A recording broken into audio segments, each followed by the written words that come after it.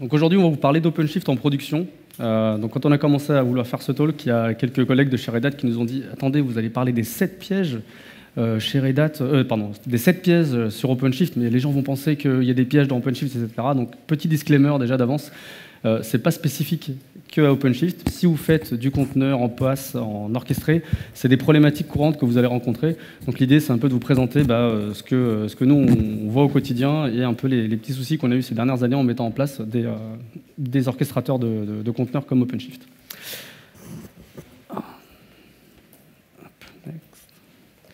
Donc, je m'appelle Akram Benaissi, je suis architecte cloud chez Red Hat. Je suis OpenShifter depuis le début, donc on va dire le deuxième début, puisque OpenShift, on est à la version 3, qui est en quelque sorte un peu une version 2. Donc ça fait à peu près 2 ans et demi que je travaille sur ces problématiques-là, en accompagnant les clients à mettre en place des clusters OpenShift, en les conseillant sur les problématiques d'architecture, et également en rencontrant, on va dire, toutes les équipes des architectes d'entreprise, des RSSI, pour pouvoir discuter des problématiques d'architecture quand on met en place du clustering avec OpenShift. Je crois que c'est à ton tour. Ça marche? Moi, je suis Héloïse, je suis OpenShifteuse depuis un peu moins longtemps qu'Akram. Ça fait maintenant 2 ans que je suis consultante chez Red Hat. Il faut que je démute, ouais. Ah ouais, c'est mieux.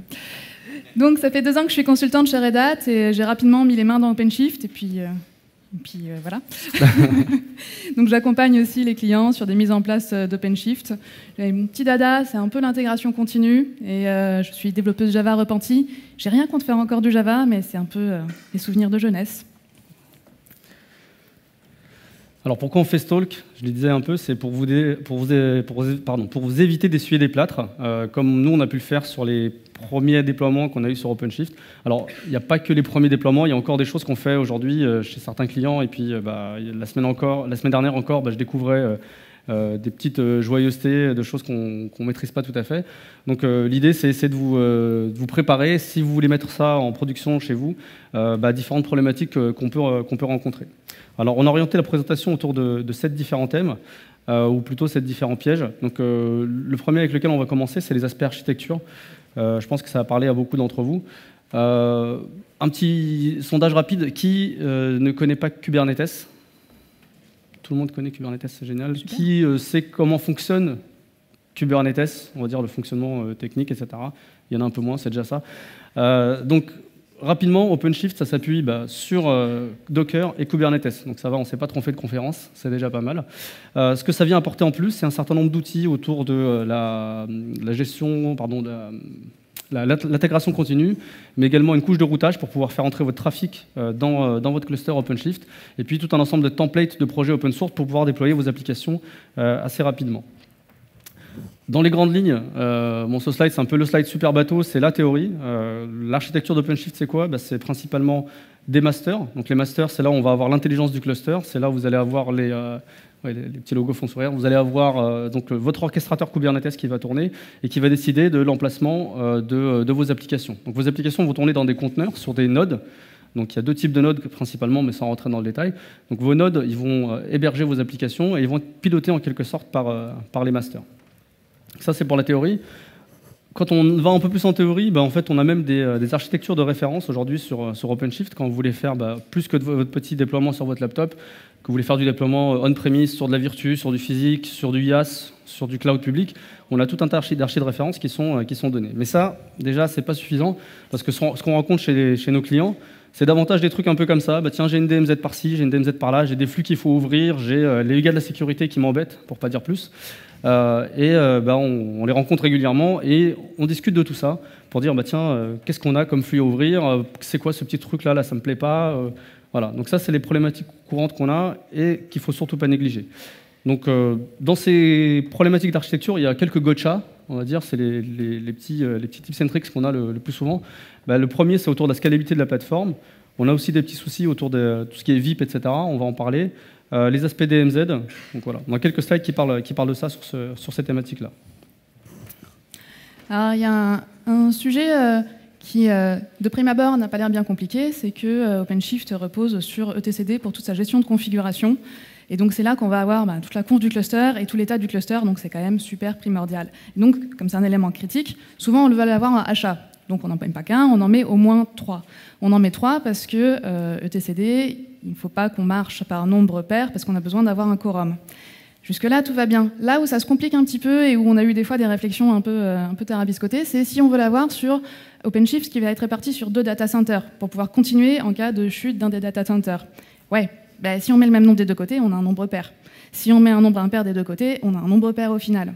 Donc, ce qu'on préconise, c'est une solution typiquement pour avoir 3 etcd, c'est d'avoir sur un data center 2 etcd qu'on va considérer comme actifs et sur l'autre un actif et un passif. Ça veut dire qu'au fonctionnement nominal, on a 3 etcd, on a une conf pour 3 etcd, tout va bien.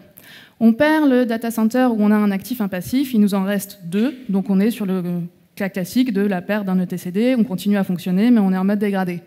On perd le data center sur lequel on avait 2 etcd actifs. Là, il faut commencer à avoir une procédure de DRP pour pouvoir être sûr de reprendre correctement. Donc, on prend notre etcd qui était passif, on importe les données d'un dernier backup, donc il faut avoir un backup récent, et on l'intègre dans notre cluster pour pouvoir reprendre un mode de fonctionnement avec 2 etcd. Voilà le petit tips, parce que sinon, on a un peu du mal à équilibrer sur 2 data centers nos nombres d'etcd. Alors, autour de ça, il y a, bon, ça, je crois que c'est un autre sujet dont on parle un peu plus tard, mais l'autre sujet qui nous embête souvent, c'est tout ce qui est les VIP. Donc, les VIP, c'est comment vous allez faire rentrer votre trafic dans votre réseau OpenShift. Il y a 2 endroits où on fait principalement rentrer du trafic, c'est sur l'API des masters et sur les routeurs. Donc, les petits soucis souvent qu'on a avec les VIP, c'est qu'ils en font un peu qu'à leur tête. Voilà. Ils ont tendance à bloquer un peu le trafic de ce qui vient derrière. Quand j'ai des masters OpenShift ou des routeurs, dès qu'ils veulent communiquer en passant par la VIP, on a des comportements qui sont un peu différents, suivant qu'on soit sur de la VIP F5, qui est un peu le grand classique, ou sur des VIP logiciels avec du firewalling, ou même dans du cloud. Donc on s'est rendu compte souvent qu'on a des problématiques qui sont complètement différentes à gérer. Et donc ça, c'est un peu le tips et trick qu'on vous donne, c'est ne jamais sous-estimer l'impact que peut avoir une VIP sur votre architecture. Alors, dans la catégorie des... à l'origine, c'était simple, et puis après, ça se complexifie. Il y a le côté multi-cluster. Donc, juste pour faire un rebriefing, mais normalement, vous savez déjà, vu que vous connaissez déjà tous très bien le produit, un intérêt d'OpenShift, c'est de pouvoir isoler les networks, parce qu'il y a un software defined network qui vous permet du coup d'isoler le projet, d'être sécurisé, chacun dans son petit projet tranquille. Donc, en général, le but, c'est d'avoir tout ça dans un cluster. Alors après... Pardon, on a des clients, non, c'est bon, je vais faire. On a des clients qui se poussent des réflexions et qui on va avoir comme un comité de validation d'architecture et de sécurité qui va préconiser pour des raisons de sécurité d'avoir plusieurs clusters. On peut se retrouver comme ça à avoir un cluster intranet, extranet, intranet. Ça complexifie quand même un peu toute la gestion, parce que ça c'est pour la prod. On va avoir besoin d'avoir la même chose sûrement en dev ou en qualif ou les deux. Bon, ça complexifie. Et en fait, il y a un cas particulier où dans le cheminement de leur réflexion et de leur préconisation, ils ont poussé encore plus loin leurs besoins d'isolation. Et ils ont dit qu'il fallait aussi qu'on fasse un cluster par type de données. Et donc là, on s'est retrouvé avec une préconisation d'avoir 7 clusters parce qu'il fallait séparer RH, finance et support pour l'intranet et l'extranet. 7 clusters de prod. Ça commence à être un petit peu lourd à imaginer la gestion de ça. Et le pire, c'est qu'ils ne sont pas arrêtés là. Ils ont dit qu'il fallait qu'on sépare par niveau de confidentialité des données sur les clusters extranet. Donc on avait une préconisation de mettre en place une architecture avec 10 clusters OpenShift, rien que pour la prod. Alors la bonne nouvelle, c'est en cours de négociation, c'est qu'a priori, finalement, on pourra peut-être en avoir que 5. C'est quand même fou d'être content d'avoir que 5 clusters de prod. Donc, l'autre bonne nouvelle, c'est que c'est une problématique qu'on a régulièrement de dire comment on peut faire de la ségrégation de trafic, comment on peut faire de la ségrégation d'applications au sein de nos clusters OpenShift. Il y a une solution qui arrive autour de ça, ça va s'appeler Kubernetes. Il y en a peut-être certains qui ont entendu parler, c'est de la fédération de clusters Kubernetes. Et donc on pourra déjà simplifier, ou en tout cas avoir ce type d'architecture-là, mais simplifier la gestion et répondre à la problématique de comment j'isole mon trafic, comment j'isole mes applications. L'autre problématique qu'on a couramment, elle concerne le stockage. Donc, tous ceux qui ont touché à Docker au début de Docker, on va dire, ils sont tous forcément un peu cassés les dents sur cette problématique-là. C'est le storage driver, le driver de stockage qui est utilisé par Docker. Donc, sans rentrer dans les détails super techniques, vous avez plein de drivers possibles que vous pouvez interfacer avec vos différents systèmes de fichiers pour Docker pour pouvoir gérer le mécanisme de couche des conteneurs. Ils ne sont pas tous supportés, donc que ce soit par Red Hat ou par d'autres, même Docker Enterprise Edition, je sais qu'ils ne supportent pas tout. Pensez bien quand vous allez avoir le configuré, ce que vous allez trouver le plus souvent, c'est du device mapper avec du scene pool. Donc ça, c'est vraiment le truc à mettre en place systématiquement. Donc la bonne nouvelle, quand on installe OpenShift, ce n'était pas le cas au début, mais maintenant, c'est ce qui est configuré d'emblée sur vos nodes OpenShift. Vous allez avoir directement votre storage driver qui va être configuré avec du scene pool. Alors une bonne nouvelle, c'est qu'il y a d'autres drivers qui sont en cours de support et qui pourraient apporter de meilleures performances, donc notamment OverlayFS. Ça met un peu de temps à arriver parce qu'on n'a pas le support de SE Linux. On en parlera tout à l'heure un peu des aspects sécurité. Mais en tout cas, ça permettra d'apporter des améliorations en termes de performance, par exemple au niveau de la gestion mémoire, de la déduplication des pages de cache mémoire, etc. Alors, sur la partie stockage, il y a autre chose qu'on l'a rencontré chez plusieurs clients. Donc du coup, c'est pas forcément dans les docs officiels, mais je vous le dis quand même. Ça peut être une bonne idée de séparer la partition pour Varlib Docker et Varlib Origin, parce que ce sont deux répertoires finalement dans le fonctionnement de votre plateforme. Normalement, il ne devrait pas y avoir tellement de choses, mais en pratique, ça peut arriver. Dans Varlib Docker, vous allez avoir votre sortie standard qui peut se retrouver stockée là-dedans. Et donc, du coup, si vous avez une application qui a un petit coup de folie et qui log à mort, ça peut vite grossir. Et dans Varlib Origin, c'est un peu plus compliqué, mais en fait, ce que vous pouvez avoir dans Varlib Origin, c'est les volumes que vous avez déclarés dans vos conteneurs, mais que vous n'avez pas effectivement monté quelque part sur un persistant de volume ou monté pour de vrai. Donc, du coup, c'est de l'umptydir de Kubernetes, et ces volumes umptydir de Kubernetes sont stockés dans Varlib Origin. Normalement, on n'a pas de grosse masse de données de là-dedans. Donc normalement, ça ne devrait pas être un problème. Sauf que de temps en temps, il y a un problème de conf. J'ai eu un client où les Elasticsearch, je ne sais pas trop pourquoi, il y a dû avoir un problème de manip Kepkar, il n'y a pas eu la conf pour explicitement monter le volume sur le volume persistant qu'il devait y avoir. Et du coup, c'était un umptydir, et du coup, toutes nos machines se sont écroulées parce que Elasticsearch, ça consomme un peu, et quand ça lâche et saturé, on ne peut plus faire grand-chose. Donc, des partitions séparées, ça évite la mauvaise blague de « Ah, on ne peut plus rien faire ». Du coup, je rebondis sur une des problématiques qu'on a couramment en termes de performance. Généralement, la bonne pratique, c'est de dire votre file system de votre conteneur, essayez de faire en sorte qu'il soit read-only. On l'a vu avant avec l'histoire de storage driver. Celui qui est utilisé par défaut, c'est device mapper, qui fonctionne en mode bloc. Ça marche bien, c'est assez performant, sauf quand il doit écrire beaucoup de données. Donc, dès que vous avez des données dans votre conteneur qui ont tendance à être générées, mais dont vous n'avez pas besoin, pensez bien à avoir un volume de type emptydir, qui va écrire, pour le coup, dans Varlib Origin ici, et qui va générer vos données poubelles en quelque sorte, mais dont votre conteneur a besoin pour fonctionner. Donc ça permet deux choses. Ça permet que vous n'avez pas des I/O inutiles sur votre storage mapper driver qui vont se faire. Et puis vous ne polluez pas en gros le contenu de vos images. Ça c'est toi. Alors, ouais. Un des pièges classiques, alors pour beaucoup d'entre vous, je vais dire beaucoup d'évidence. Donc vous n'allez pas comprendre pourquoi on met ça dans les pièges, mais dans la vraie vie, on a eu beaucoup ce genre de problème chez des clients. Tout ce qui est exploitation, tout ce qui est run, comment on va gérer notre plateforme et tout ça, c'est des sujets qu'il faut bien anticiper et qu'il faut essayer de se mettre en place tout de suite dans les bonnes pratiques et la bonne réflexion, et puis pas à l'arrache après la mise en prod. C'est vraiment des sujets à creuser. Alors je commence par les flux. Vous avez souffert potentiellement peut-être déjà de problématiques de flux dans vos compagnies. Vous avez eu besoin, par exemple, d'avoir une équipe projet qui analyse et définit les flux dont vous avez besoin, qui va soumettre ça dans un fichier au format spécifique à un comité d'architecture qui va retravailler le fichier pour qu'il puisse être validé et qu'ensuite il va y avoir une saisie dans un outil spécifique avant que l'ingénieur réseau puisse traiter les demandes. J'ai déjà vu ça pour de vrai, hein. Je ne sais pas si c'est comme ça partout, mais... On va souvent. Alors, dans ce que je viens de vous dire, vous visualisez, je pense, les deux facteurs de problématique. C'est long et il y a beaucoup d'outils et d'humains, donc il y a des risques d'erreur. Donc anticipez bien à l'avance. En général, vous êtes dans l'équipe projet assez souvent, donc anticipez d'un point de vue projet qu'est-ce que vous allez avoir besoin, essayez d'être exhaustif. Prenez en compte que la sécurité va avoir tendance à vous recaler sur pas mal de choses, donc renseignez bien sur ce qui pourra passer ou pas pour limiter le nombre d'allers-retours. Et ce qui peut être sympa à faire, qu'on fait de façon régulière maintenant, c'est d'automatiser une validation de vos ouvertures de flux. Parce que le jour où vous allez avoir vos machines où tout est prêt, on vous dit « Go, les flux sont ouverts, on peut installer ». Ah, mais l'install, elle a planté parce qu'en fait, le flux, il n'a pas été ouvert sur le bon port.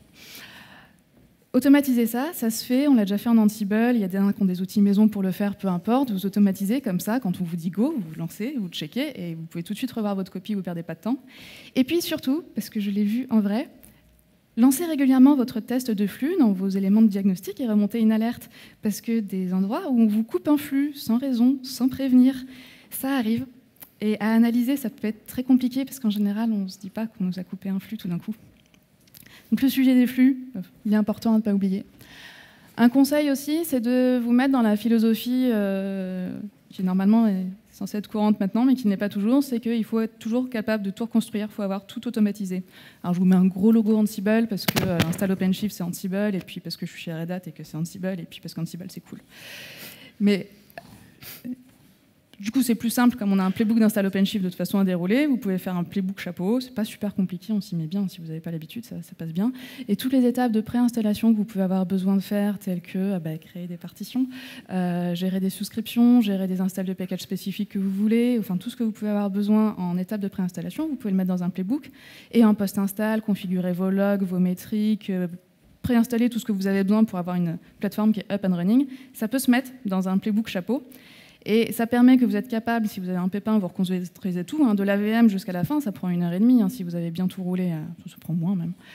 Et ça permet aussi que vous assurez d'avoir un référentiel, à défaut d'une documentation où tout est bien stocké, parce que le but, c'est de ne plus être dans la situation où Michel, il mettait en prod l'application, mais on ne sait pas comment il a fait, il est parti en vacances. Donc c'est bien, vous l'aurez plus d'un point de vue applicatif, mais il ne faut pas l'avoir d'un point de vue plateforme. Il ne faut pas que ce soit Michel qui a fait une modif sur la plateforme et on ne sait pas ce qui s'est passé. Donc au final, votre playbook Ansible, ce sera votre référence, ça sera votre documentation en quelque sorte, et vous êtes sûr que vous avez tout dedans. Quand il y a une modif, ça va dedans, et ça vous permet d'éviter les plateformes où on ne sait plus trop ce qui s'est passé, pourquoi, comment. Tu as vérifié que Michel n'était pas dans la salle? Il ne s'appelle pas Michel en vrai. Ah d'accord. C'est un faux nom. C'est un nom d'emprunt. Autre chose qui est, je sais pour beaucoup d'entre vous, complètement évident, mais il faut avoir une sandbox ISO-prod. On ne va pas commencer à tester des changements de configuration sur la prod. Donc même pour préparer votre install, vous allez la faire en avance de phase, de préférence sur une sandbox, et ensuite vous allez avoir les upgrades à passer au fur et à mesure, parce que le produit vit. Globalement, ça se passe plutôt bien, les upgrades. Mais dans ma phrase, il y a globalement. Donc il vaut mieux le faire sur une sandbox. Après, il y en a qui essayent de se dire, bon, c'est pas grave, on a un autre cluster dédié pour la CI. Ouais, mais c'est pas super sympa, parce que quand vous plantez le cluster de CI, vous avez plein de devs qui sont au chômage technique. Faites-le sur une sandbox dédiée. Le plus possible isoprod, parce que la sandbox, où en fait rien n'est pareil, après on perd plus de temps qu'autre chose. Une sandbox isoprod, et puis en plus ça permettra la montée en compétence des personnes qui doivent travailler dessus, parce que c'est quand même beaucoup de choses qui sont nouvelles pour beaucoup de gens. Et si on veut monter en compétence correctement, il faut avoir un environnement où peut être serein. Je sais, c'est évident, mais il faut le faire, et c'est pas partout, donc faites-le. Un petit point sur backup et restauration, parce qu'on m'a déjà dit, avec OpenShift, pourquoi on ferait du backup? Ouais, c'est super top, c'est résilient, ça tombe jamais, on est sûr que ça run toujours. Oui, mais le backup, on en a quand même toujours besoin, il n'y a pas de magie. Parce que votre stockage, il va être quelque part, vous allez avoir un NAS, du NFS, du Fabergé, enfin tout ce que vous voulez derrière, peu importe, mais votre stockage, il est quelque part. Si vous perdez votre stockage, ça peut arriver, vous serez quand même bien content de pouvoir tout récupérer. Et puis, vous n'êtes pas tous en multi-data center. Si vous en avez qu'un, le data center qui tombe, ça peut arriver. On veut pouvoir toujours récupérer. Et même si on a 2 data centers, malheureusement, la double panne, ça arrive. On veut pouvoir tout récupérer. C'est quand même important de ne pas mettre le sujet backup de côté parce qu'on est sur une super plateforme qui est cool. Et surtout, le backup, ça va vous permettre de restaurer un état précédent. Parce que l'admin qui a fait une erreur de manip et qui a delete un projet, ça, il n'y a pas de magie. Dans OpenShift, on ne peut pas le recréer de nulle part. Donc du coup, avoir vos backups, ça vous permettra d'assurer que vous pouvez toujours revenir à l'époque du temps où ça marchait. Et c'est toujours moi. Je parle beaucoup, là. Mon micro. Un sujet encore super classique, les certificats. Donc vous allez me dire, c'est super classique, ouais, on va mettre des trucs en prod, on a besoin de certificats. Mais sur OpenShift, le but, c'est de pouvoir mettre en prod en 5 minutes une nouvelle application. OpenShift, c'est cool, ça vous crée votre route, vous n'avez rien à faire. En un clic, l'application, elle est disponible, publique, pour peu que vous ayez votre DNS wildcard qui permet de créer vos routes à bas voler, c'est sympa. Ouais, mais peut-être qu'en fait, on va vous bloquer pendant 3 semaines parce qu'il fallait faire une demande de des certificats, et les certificats, c'est comme les flux, ça peut être long. Si vous ne voulez pas avoir ce risque-là, il faut demander un certificat wildcard. Et d'expérience, ça peut paraître simple et évident, des fois, il faut négocier un peu avec la sécurité. Donc, demandez longtemps à l'avance votre certificat wildcard qui va vous permettre de, quand vous créez une nouvelle application, qu'elle soit immédiatement disponible et sécurisée. Et petit point à savoir, quand on fait un certificat wildcard, c'est qu'un certificat wildcard n'est valable que pour un sous-niveau. Donc, si vous voulez avoir plusieurs subdomaines dans vos URL, ça ne va pas marcher. Parce qu'on est souvent tenté de le faire, parce qu'on a souvent une archi compliquée qui fait qu'on a plusieurs domaines qu'on voudra qui puissent être gérés par OpenShift. Et donc, du coup, on se dit, allez, on prend le domaine chapeau, on met le certificat wildcard là-dessus, ça sera valable pour tous les enfants de la Terre qu'on voudra. Non, il n'y a qu'un seul niveau. Donc, si vous en avez plusieurs, il faut faire plusieurs demandes de certificat wildcard. Deuxième sujet, certificats, c'est les certificats qui sont utilisés par la plateforme. Dans OpenShift, tous les flux sont en HTTPS, c'est cool, c'est crypté, youpi. Ouais, mais OpenShift, il ne fait pas de magie, encore une fois. Si on ne lui a rien dit de particulier, ben, tout est en certificat auto-signé. Des fois, ça passe. Et des fois, la Sécu, elle n'est pas d'accord. Donc pareil, renseignez-vous à l'avance, hein, ça permet de gagner du temps. Et la Sécu, des fois, elle ne veut pas que vous ayez des certificats auto-signés sur votre plateforme. Ce qui se comprend, et du coup, de façon tout à fait logique, c'est complètement gérable dans OpenShift. Il suffit d'avoir une délégation de CA, on le configure à l'install et ça marche. Mais la délégation de CA, vous allez souvent vous la faire refuser, en fait. Donc, prévoyez, parce qu'il faut faire la demande, il faut négocier et il faut pouvoir mettre en place le plan B, qui est de demander la flopée de certificats qu'il vous faudra configurer à la main si vous n'avez pas la délégation de CA. Et je crois que c'est tout pour moi. Il y avait le, ah non, mince. Il y avait le point sur le Garbage Collector. C'est vrai. Un petit point sur la Garbage Collection, au run de l'application. Il y a une partie qui est cool, c'est que maintenant le nettoyage se fait plutôt bien sur OpenShift des conteneurs qui sont inactifs, qui sont exited. Donc ça, normalement, vous n'avez pas trop à vous en préoccuper. Par contre, le nettoyage des images, potentiellement, il faut passer un peu à la main dessus, parce que sinon, on a un stockage Docker qui va fortement monter sur vos nodes et sur votre registry. Et l'image que Michel a construite il y a 2 ans pour une application qui n'est jamais partie en prod et qu'il a rebuildé 20 fois, donc il en a 20 exemplaires de son image, vous n'avez pas besoin de la conserver et que ça consomme tout votre espace. Donc automatiser un petit cron qui vous fait un petit Docker RMI, hein, il n'y a rien d'exceptionnel. Hein, et puis supprimer les volumes orphelins, c'est toujours sympa aussi. Ça vous évite le cas tellement courant et tellement désagréable que si vous faites du conteneur, vous avez déjà vécu quand on sature le stockage Docker ou qu'on sature la registry, bon, c'est chiant, quoi. Cool. Alors, un autre point qui paraît extrêmement bateau, mais là-dessus, on n'a pas été super fort au départ sur OpenShift. Ça concerne le monitoring. Donc, là, c'est comme conduire une voiture sans tableau de bord. Tout de suite, s'il y a un problème dans le moteur ou s'il y a un problème, ne serait-ce que sur les clignotants, et ça peut poser un problème. Donc, ce qu'on avait historiquement dans OpenShift, on avait une solution de monitoring qui était basée sur le composant de métrique qui est dans OpenShift. Ce composant, il s'appelle Ocular. Il s'appuie sur une base NoSQL qui est Cassandra. Bon, c'était pas mal. Il y avait un connecteur avec un autre produit de chez Red Hat qui s'appelle CloudForms, qui s'appuie sur un projet communautaire qui s'appelle ManageIQ. Ça remontait quelques infos, ça permettait de gérer un peu d'alerting. Mais rapidement, les clients ils sont un peu revenus vers nous en disant ah, c'est pas top, hein, ça fait pas tout ce qu'on voudrait, ça gère pas d'alerting propre, ça gère pas, etc. Donc la bonne nouvelle, c'est que Red Hat, on va investir fortement dans Prometheus, qui est déjà une solution qui est intégrée dans Kubernetes, et on va étendre ça donc à différents aspects du monitoring dans OpenShift. Donc ça, c'est vraiment le gros piège à éviter. C'est bon, malheureusement, hein, c'est pas très corporate, on va dire, de dire ça pour l'instant, mais si vous voulez vraiment du monitoring qui soit efficace, performant, puissant, vous pouvez mettre ça en place. Donc c'est déjà des trucs qu'on a mis en place chez les clients, donc en se basant sur Prometheus, des dashboards Grafana, c'est dispo sur GitHub. Je vous ai mis le lien, vous les aurez sur le slide. Et donc typiquement, ça permet d'aller exposer tout un tas de métriques. Donc déjà, ça récupère les métriques qu'il y a dans le Kubernetes qui sont exposées. Ça rajoute donc le composant node expertoire pour récupérer les métriques très bas niveau des différents nodes. Donc typiquement, vous avez vos IO qui sont monitorés directement. Bon, le network, vous l'avez déjà, etc. Donc ça, c'est juste un extrait du dashboard. L'autre point qu'on monitor, c'est aussi l'OpenShift Router, qui se base lui sur HAProxy. Donc ça, c'est déjà quelque chose qui est documenté, qui est fourni out of the box dans OpenShift. Si on veut exposer les métriques du HAProxy, on a juste un sidecar container qui a configuré. Et puis, on a les métriques de l'OpenShift Router. Donc ça va vous donner le nombre de requêtes, les temps par seconde, etc. des différentes requêtes.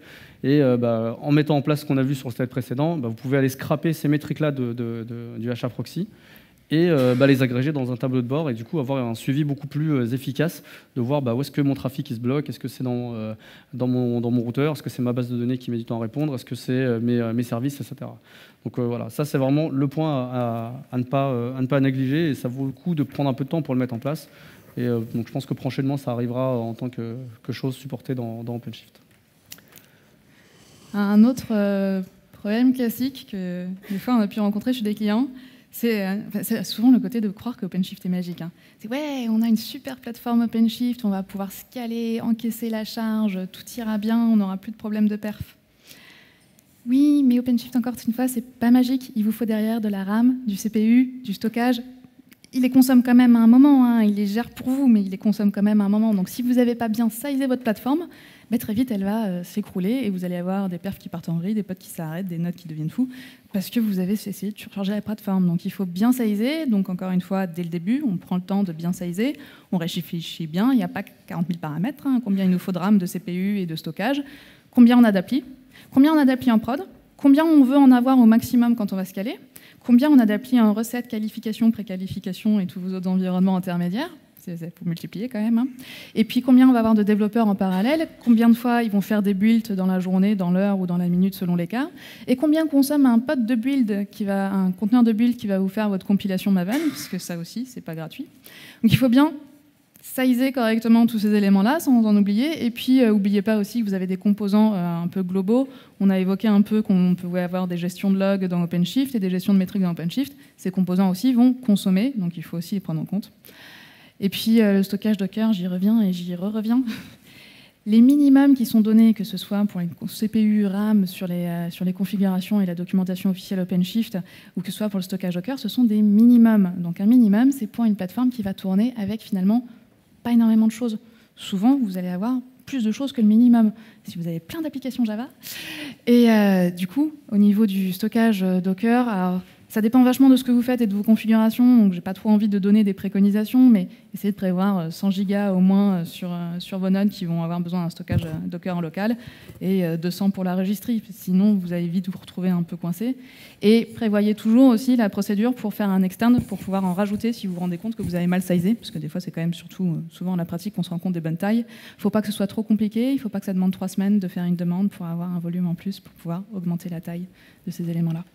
Un truc que je voulais rebondir, qu'on avait oublié, c'était penser que dans OpenShift ou dans Kubernetes, quand vous faites des updates de vos applications, c'est du rolling update aussi. Donc ça, c'est un peu le truc aussi qu'on a tendance à oublier quand on va sizer la plateforme. C'est qu'à un certain moment, votre appli, il va y avoir 2 réplicas. Il y a l'ancienne version qui va tourner en parallèle de la nouvelle. Et du coup, si on ne size pas correctement, qu'on oublie de mettre une quantité de mémoire suffisante sur les nodes ou autre chose au global, en fait, pour nos updates, on peut être bloqué. Donc pensez toujours à avoir une petite marge de sécurité dans votre sizing pour les cas comme celui-là. Une autre problématique aussi, alors pour le coup celle-là en fait elle est assez marrante parce que moi j'ai découvert il y a peut-être un mois ou un peu moins, grâce au monitoring. Donc globalement il y a quelques années déjà il y avait un petit débat quand les machines et les serveurs avaient de plus en plus de RAM, on se disait attends, est-ce qu'on met de la swap ou pas, ça fait pas de sens, j'ai mon serveur à 64 Go de RAM, la pratique à l'époque c'était de mettre 2 fois la taille de la RAM en swap, je vais pas bloquer un disque de 128 Go pour faire ma swap. Bon alors Kubernetes et les conteneurs ils sont venus trancher dans tout ça. Pas de swap, d'accord.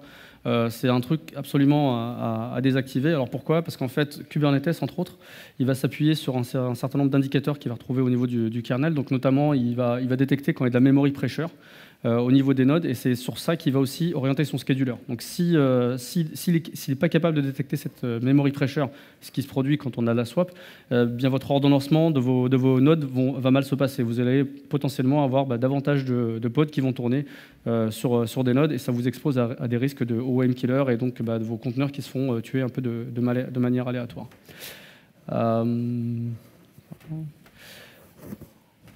Oui.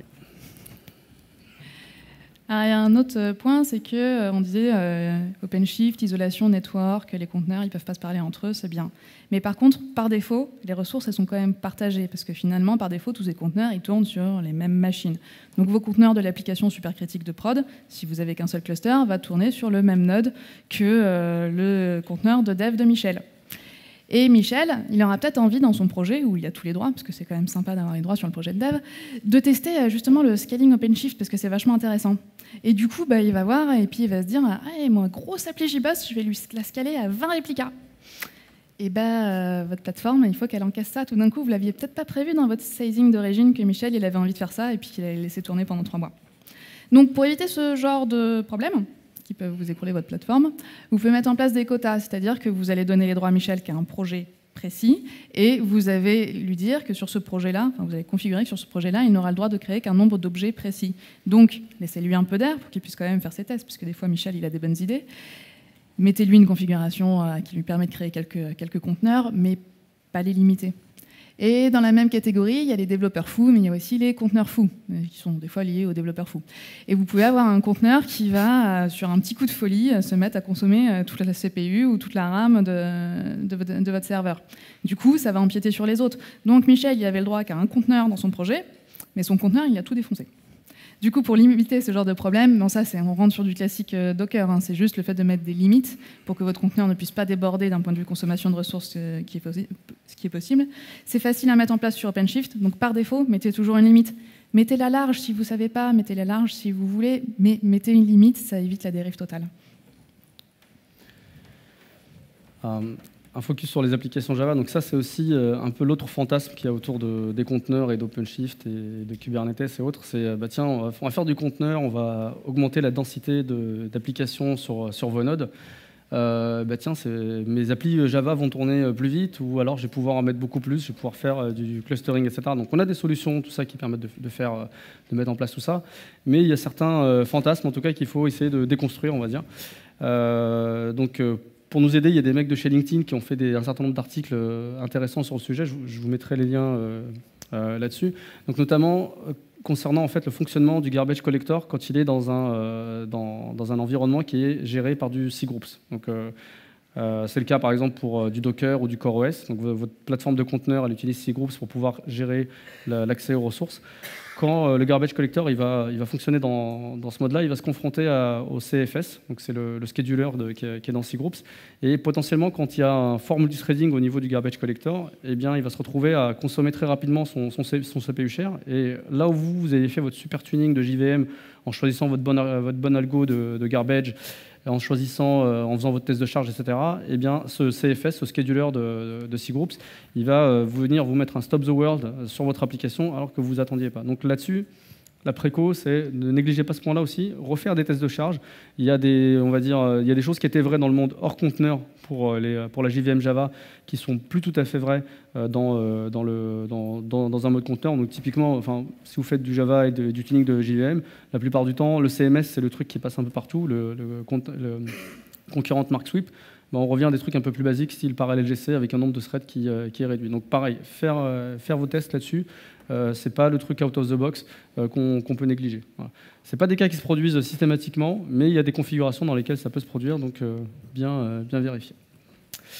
L'autre point aussi auquel on ne fait pas attention, parce qu'en fait c'est bien, c'est magique, tout se passe de manière transparente, c'est tout ce qui est aspect réseau. Donc vos conteneurs, tout à l'heure on disait, ils sont schedulés sur plein de nodes, ils ont chacun leur adresse IP, ils veulent communiquer les uns avec les autres. On l'a vu ce matin dans la presse de Jessie par exemple, où elle montrait les différentes possibilités. Si ça devait se passer de manière physique, on va dire, si les conteneurs c'était des machines physiques, vous imaginez qu'il y a un mec qu'il prenne un câble, qu'il ait configuré un switch, il dit voilà, ce projet-là, il est là-dessus, je lui crée tel VLAN. Tout ça, c'est fait de manière automatique pour nous, avec différents composants. Donc le composant qu'on met en œuvre, en fait, donc dans OpenShift, en fait, il est sous forme de plugin, c'est ce qu'on appelle un SDN, un Software Defined Network. Donc pour le coup, celui par défaut dans OpenShift, il se base sur OVS. La première problématique qu'on rencontre quand on fait de l'OVS et à laquelle il faut faire très attention, c'est celle de l'encapsulation. Quand vous faites du Software Defined Network, il faut vous dire vous avez votre réseau physique quelque part. Pour ceux qui ont encore des souvenirs des cours de réseau en école d'ingé, donc sur Ethernet, vous avez une taille maximale de tram, en résumé, qui est de 1500 octets. Quand vous allez virtualiser et avoir du réseau virtuel, du réseau logiciel, vous allez rajouter de l'encapsulation. Donc il faut bien faire attention à cette limite physique, parce que dès que vous allez encapsuler, vous allez rajouter quelque chose par-dessus. Et quand on atteint cette limite de MTU, eh bien l'équipement qui va transmettre la trame, il va couper pour remettre dans une autre trame. Donc par défaut, dans les systèmes de virtu classiques, eh bien, on va se configurer à 50 au-dessus. Mais quand on vient rajouter quelque chose avec du pass, qu'on a un deuxième niveau de SDN, eh bien, on se remet dans cette problématique-là qu'il ne faut pas négliger. Donc, les configs par défaut, elles sont bien. Dans OpenShift, on a essuyé déjà les plâtres, on va dire, là-dessus. Et donc, entre les configurations initiales et ce qu'on a maintenant, il y a des choses qui sont faites. Mais si vous changez d'environnement, si vous allez par exemple sur du cloud public, sur Amazon, ils utilisent ce qu'on appelle du jumbo frame. Donc, c'est-à-dire c'est des trames Ethernet qui sont extrêmement longues, de 9000 octets. Là, pour le coup, il faut penser à remodifier la MTU de votre Software Defined Network pour qu'il puisse s'adapter et que vous n'ayez pas vos performances qui se dégradent à vue d'œil, quoi.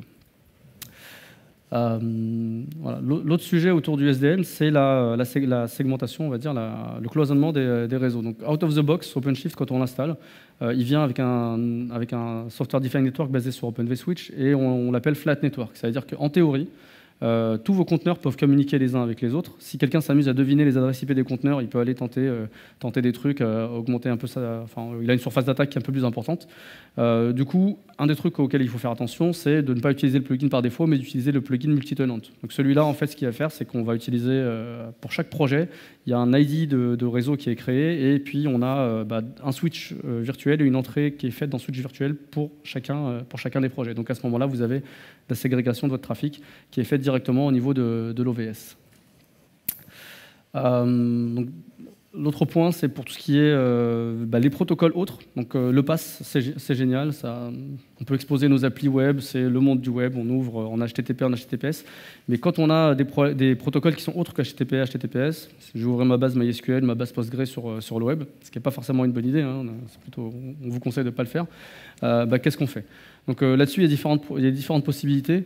Donc, pourquoi je voudrais ouvrir mon appli? C'est souvent pour du debugging ou du troubleshooting ou autre chose. Donc de base, OpenShift, on a une commande line qui s'appelle OC, qui expose une commande port forward qui nous permet de réexposer localement un port d'un conteneur qui va tourner dans le cluster. On a également aussi un truc qui vient de Kubernetes out of the box qui s'appelle Service Net Port. Et là, vous pouvez, sur tous vos nodes OpenShift, c'est ça qui est un peu problématique, c'est tous vos nodes OpenShift, vous allez ouvrir un port donné qui va être réservé pour le trafic entrant vers un type de conteneur. Donc si vous voulez exposer votre base de données là-dessus, c'est ça. Mais ça va vous rajouter de la gestion. C'est pas aussi pratique que d'avoir une route avec un hostname avec une entrée dans un reverse proxy. Là, vous allez devoir gérer vos ports un par un, maintenir une table qui vous dit, voilà, ce port-là, c'est la base MySQL de tel projet, etc. Donc c'est pas super pratique. Donc l'idée, c'est plutôt de dire, quand vous avez cette problématique-là, réfléchissez au fait de dire, est-ce que ça ne vaut pas le coup plutôt d'avoir une API ou une appli qui va exposer mes données plutôt que d'exposer directement mon back-end sur le web. Donc là, on y revient toujours, c'est le focus sur la sécurité. Moi, il y a, on va dire, encore un an, quand j'allais chez les clients, j'étais encore content de dire, ouais, les conteneurs, c'est bien, c'est secure. Il n'y a pas encore d'exploit où on a vu quelqu'un faire tourner un process dans un conteneur et sortir et puis gagner les droits routes sur un système. Bon, ça c'était le passé, on va dire.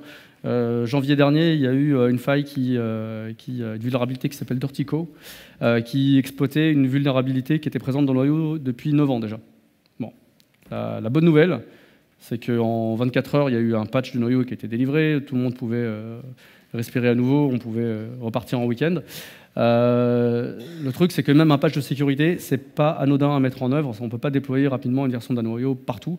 Donc, ce qu'on fait, en tout cas chez Red Hat, et c'est pareil dans une des presses qu'on avait ce matin, c'est un point qui est extrêmement important, c'est ceinture et bretelle toujours. Donc, pensez à avoir des mécanismes additionnels en fait toujours au niveau de la sécurité. Donc, sur OpenShift, celui qu'on utilise, c'est SE-Linux. Donc, SE-Linux, je pense que tout le monde en entend parler parce que c'est le truc qu'on désactive par défaut, tout le monde. C'est-à-dire, bon, ne pas le faire, le bien laisser activer. D'ailleurs, maintenant, quand on veut installer OpenShift, si SE-Linux est désactivé, il va râler, il va dire « je ne poursuis pas l'installation ». D'accord. Donc SE-Linux, qu'est-ce qu'il va être capable de faire? Il va nous permettre de gérer, donc ça c'est géré par OpenShift, on va dire, il y a un certain nombre de permissions sur des appels système qui sont autorisés, des accès à des fichiers, etc. Donc quand il y a eu la faille Dirtico, typiquement, plutôt que de délivrer un patch de noyau dans les minutes qui ont suivi, en fait, la première chose qu'on a fait, c'était d'avoir une mise à jour de la policy SE-Linux. Donc ça, c'est rapide à déployer, c'est facile aussi à rollbacker si jamais il y a un souci. Et puis, au moins, ça a permis de contenir la faille et de laisser un peu de temps, de se laisser 24 heures pour respirer, de pouvoir installer le patch Dirtico, le patch pour Dirtico, et puis avoir une configuration qui tient la route. Un autre point aussi qu'il y a dans OpenShift dont il faut parler, c'est les security context constraints. Donc ce point-là, c'est des profils de sécurité dans lesquels vos conteneurs sont autorisés à tourner. Donc par défaut, c'est restricted dans OpenShift. C'est-à-dire quoi? C'est-à-dire que vos conteneurs, ils n'ont pas le droit de se lancer avec l'ID qu'ils veulent. Ils vont se lancer avec un ID dans un range donné qui est supérieur à 1 milliard. Ils ne vont pas être capables de faire du mount de système de fichiers local, de faire du hostpass. Ils ne vont pas être capables de forger des paquets au niveau du réseau. Ils ne vont pas être capables d'utiliser le network du host. Donc ça, c'est vraiment le mode à privilégier. Et si vous avez des conteneurs, des pods qui veulent tourner dans un autre niveau, là, à ce moment-là, il y a d'autres niveaux, d'autres profils de sécurité qui sont adaptés. Donc typiquement, pour des routeurs OpenShift qui ont besoin d'accéder au port 80, etc., on les fait tourner dans d'autres niveaux. Mais voilà, c'est l'idée. Ouais. Alors sur le point sécurité, ça va ressembler un peu à une parenthèse, mais après j'y reviens à la sécurité. Il y a souvent, parce que moi j'aime bien la CI, c'est un peu mon dada, sur OpenShift, et souvent on arrive à se poser la question de, naturellement, je voudrais faire du Docker dans du Docker, je voudrais faire un Docker build. Pourquoi? En général, c'est parce qu'on a un Jenkins qui est sur notre pass, et on a envie que les slave Jenkins, ce soient des conteneurs qu'on lance à la volée sur notre plateforme, et que du coup tout soit fait et géré par nos slave Jenkins parce que c'est cool. Et du coup, on voudrait que notre slave Jenkins il build l'image qu'on va aller utiliser après. Donc qu'il fasse un Docker build. Mais on est dans Docker. Alors je ne vais pas rentrer dans le détail sur pourquoi il ne faut pas faire du Docker dans Docker. Il y a le blog de Jérôme Petazzoni qui était assez intéressant là-dessus. Je vais piquer son image d'ailleurs. En gros, du Docker dans du Docker, c'est quand même assez risqué. Il faut y réfléchir à 2 fois avant de s'y lancer. Et puis en fait, on va même dire qu'il vaut mieux pas s'y lancer. Donc, à éviter. Après, du coup, ceux qui ont l'habitude de faire des conteneurs, je pense que vous vous dites, nos problèmes, on sait bien, on va mapper la socket. Mais moi, je vous dis non. Je vous dis non parce que pour mapper la socket dans votre conteneur qui tourne sur votre node, pour mapper la socket du node et utiliser le Docker du node, vous allez avoir besoin pour ça de casser ce qu'Akram vient de vous expliquer, la mise en place de la security. Votre conteneur, par défaut, il tourne en restricted. Ça met plein de contraintes, c'est chiant, mais entre autres, il ne faut pas qu'il monte quoi que ce soit qui vienne du node. Ça l'empêche de faire quoi que ce soit de ce genre-là. Si vous voulez que votre slave Jenkins il puisse faire ça, vous êtes obligé de lui augmenter ses droits. Donc du coup, il a le droit de monter des trucs sur le node. Du coup, c'est la porte ouverte aux problèmes de sécurité, alors qu'en général, on essaye quand même justement de faire plaisir à la sécurité. Donc, à éviter, mais c'est pas grave, il y a une solution, c'est juste le piège que je pointe, c'est juste pour ceux qui ont les réflexes conteneurs dans d'autres environnements avec un peu moins cette contrainte de sécurité, qui vont aller joyeusement faire sauter toutes les contraintes OpenShift pour pouvoir lancer des pods pas en restricted, ça se fait, mais... Vous pouvez donc faire autre chose, qui est utiliser tout simplement une des fonctions natives d'OpenShift. OpenShift, ça fait plein de choses, on ne va pas parler de tout, mais entre autres, ça vous permet de vous lui donner l'URL d'un repo Git où il y a un Dockerfile ou un répertoire dans votre file system d'où vous lancez la commande où il y a un Dockerfile. Vous pouvez même mettre le Dockerfile dans la command line et OpenShift va gentiment se charger pour vous de faire le build de l'image, de faire le Docker build. Alors oui, comment il le fait? Il va le faire dans un conteneur, du coup en boucle. Ouais, mais c'est pas pareil, parce que OpenShift va lancer un conteneur spécial, qui est un conteneur de build, sur lequel personne n'a de droit. Vous ne pouvez pas modifier son comportement, vous ne pouvez pas aller changer quoi que ce soit dedans, et vous ne pouvez même pas y accéder, vous pouvez juste voir les logs. Et vous n'avez aucun accès à ce conteneur. Donc c'est quand même beaucoup plus sécurisé, et ne mappez pas la socket. Et tant que j'y suis, parce que je crois que finalement on n'est pas si short en temps que ce que je craignais, le coût de... On est juste ce qu'il faut. On est pile poil. J'en rajoute une dans les anecdotes, parce que le coût de... On augmente les privilèges pour pouvoir mapper la socket, et donc du coup, sans se rendre compte, on a fait que tous nos conteneurs peuvent mapper tout ce qu'ils veulent sur les nodes. J'avais vu aussi le cas assez marrant de...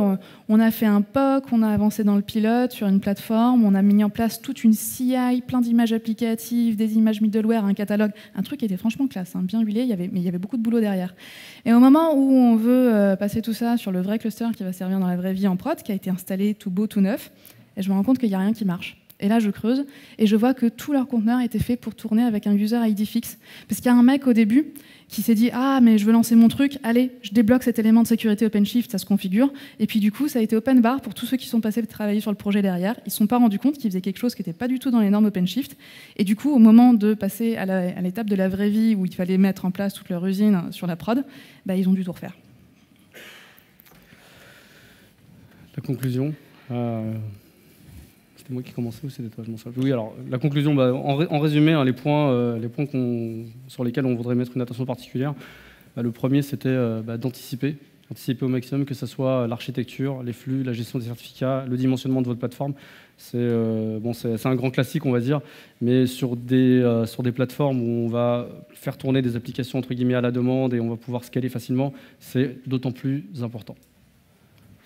Après, on pourrait dire simplifier, parce que vous voyez que là, on vous a donné que quelques exemples, hein, mais une architecture OpenShift, ça peut vite devenir très complexe, parce qu'on veut isoler en zone réseau, on a des VIP, on veut plein de clusters, on a plein de contraintes dans tous les sens, et puis on a des flux IP par IP super compliqués.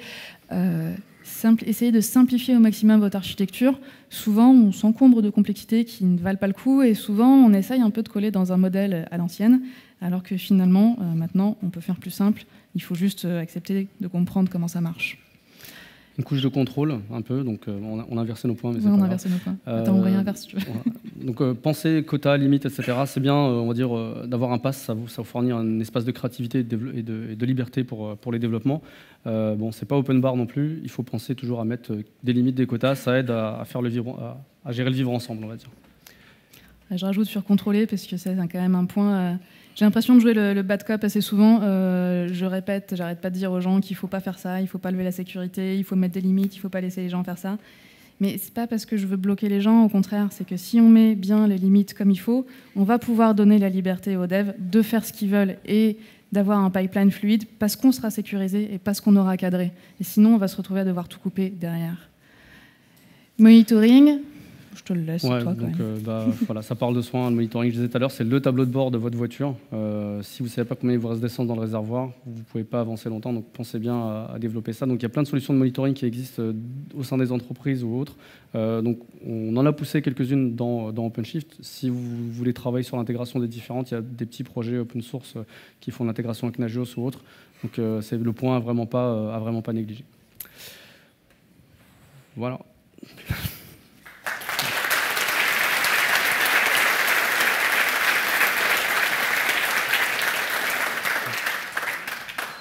Il nous reste même un peu de temps pour des questions, si vous en avez.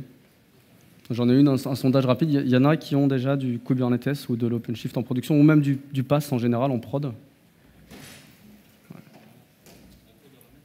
En prod à la maison, ouais. Dans la cave. Ouais. Bon, merci pour les présentations. J'ai deux petites questions. Vous avez parlé des les contrôles de flux. Bon, c'est bon. Et comment on peut anticiper? Mon question est, on a beaucoup de flux, beaucoup de composants, et ça devient vite ingérable quand il n'y a pas de modèles.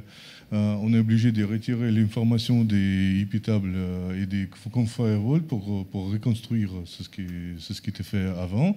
Et là, il faut bien modèle quelque chose qu'on peut grapher pour voir qu'est-ce qui est les matrix des flux, quoi. Est-ce qu'il y a quelque chose au niveau des OpenShift qui nous aide? Au niveau de la documentation, effectivement, on a déjà des matrices de flux qui nous disent les différents ports à ouvrir quand on veut mettre une config OpenShift. Ce qui est bien aussi, c'est qu'on a un projet, alors pareil, c'est encore quelque chose qu'on va tenter de productiser, on va dire, mais il y a un projet open source qui s'appelle Skydive, qui vous permet de faire du monitoring de SDN. Donc ça marche sur de l'OpenStack, ça marche sur plein de technos, et ça marche aussi dans OpenShift. Donc il y a même le portage pour pouvoir le faire tourner en tant que daemon set dans OpenShift. Donc ça s'installe sur chacun de vos nodes, et ça permet d'aller monitorer vraiment le trafic qui passe dans le SDN. Si vous avez du trafic qui passe entre vos différents conteneurs, vous pouvez aller analyser ce trafic, le rejouer, générer du trafic de manière aléatoire, etc., pour voir comment ça se passe. Donc c'est un projet qui s'appelle Skydive, c'est dispo sur GitHub. Les sources sont sur GitHub, mais je crois qu'ils tournent sur Gerrit ou autre chose. Mais voilà, ça s'installe sur OpenShift. J'ai même contribué. Donc voilà, comme toujours, hein, c'est des projets open source en fait. Hein, c'est un point qu'on veut dire. Donc si vous voulez contribuer sur différents sujets, n'hésitez pas, c'est ouvert. Kubernetes, je pense que c'est une super communauté de développement. C'est un peu dur de rentrer dedans au départ, mais il y a plein de choses qui sont ouvertes. Déjà, ne serait-ce qu'ouvrir une Trello card sur OpenShift, s'il y a une fonctionnalité vraiment qui vous intéresse. On a plusieurs boards Trello sur les différentes fonctionnalités, on peut aller ouvrir des choses là, quoi. Merci. Une autre question ici, pardon.